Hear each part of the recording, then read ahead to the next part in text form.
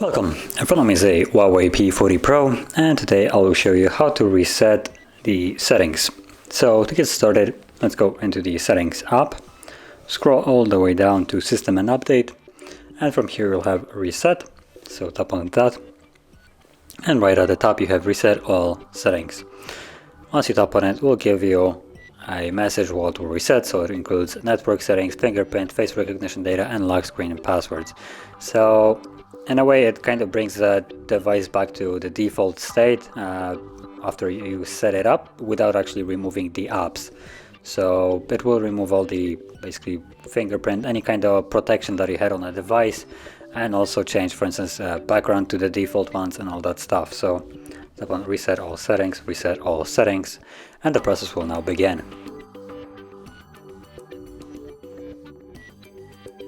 And once the app closes, the process is done. Sometimes you might have, for instance, a wallpaper changing on you like randomly. For instance, if you changed it, now this is the stock one, so nothing will be changed here.